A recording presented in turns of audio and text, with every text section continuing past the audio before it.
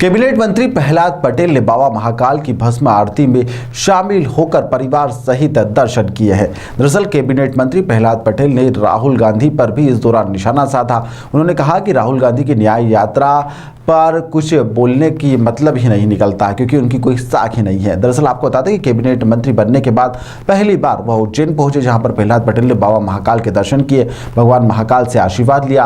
यहां पर आशीर्वाद लेने के बाद साथ ही वह भस्म आरती में परिवार के साथ शामिल हुए थे। महाकाल मंदिर में दर्शन करने के बाद मीडिया से रूबरू हुए, जहां पर उन्होंने कहा कि सौभाग्य की बात है कि महाकाल के चरणों में आने का मुझे मौका मिला है। भगवान से मध्य प्रदेश को सर्वोच्च उच्च व सूची में शामिल होने की मैंने कामना की है।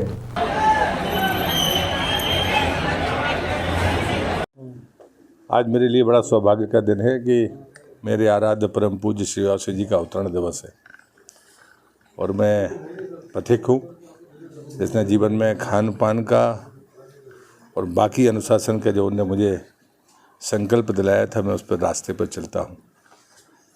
तो आज मैं मंत्री के नाते नहीं, एक पथिक के नाते जो सेवाएं मुझे देनी चाहिए वो देकर सब परिवार महाकाल के चरणों में आया हूँ। सबका भला करने वाले ओमकार जी के चरणों में था, आज महाकाल के चरणों में हूँ। और मुझे लगता है कि यही सामर्थ्य हम सबको भटकने से बचाती है। तो आज उनसे वही प्रार्थना करने के लिए आया हूँ कि मेरे आदरणीय नेता अटल जी की जन्म जयंती पर मुझे एक जिम्मेदारी मिली है। उनने मुझसे 3 बातें ही कही थी।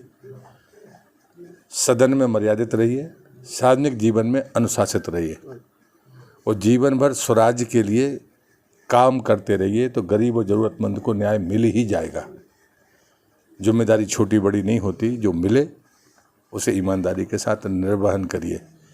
लेकिन जब हम कर्तव्यों के निर्वहन की बात करते हैं तो सिर्फ शरीर का और बुद्धि का सामर्थ्य काम नहीं आता।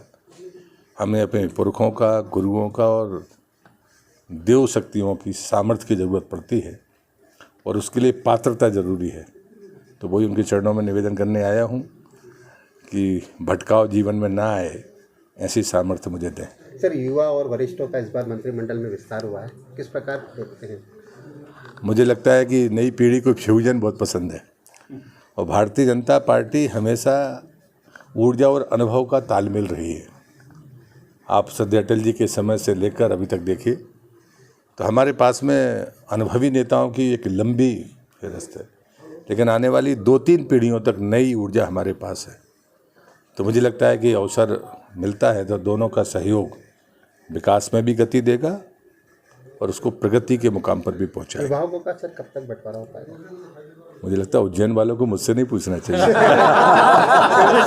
जय महाकाल, जय महाकाल। कोई देरी नहीं होगी। सरकार अब सनातन धर्म की ओर भी है और भव्य राम मंदिर का शिलान्यास जनवरी में होना है, उसको लेकर क्या कहें? मुझे लगता है कि मोहन जी के 5 बड़े फैसले जिसकी चर्चा आप कर रहे हैं, ये सबसे आखिरी फैसला है।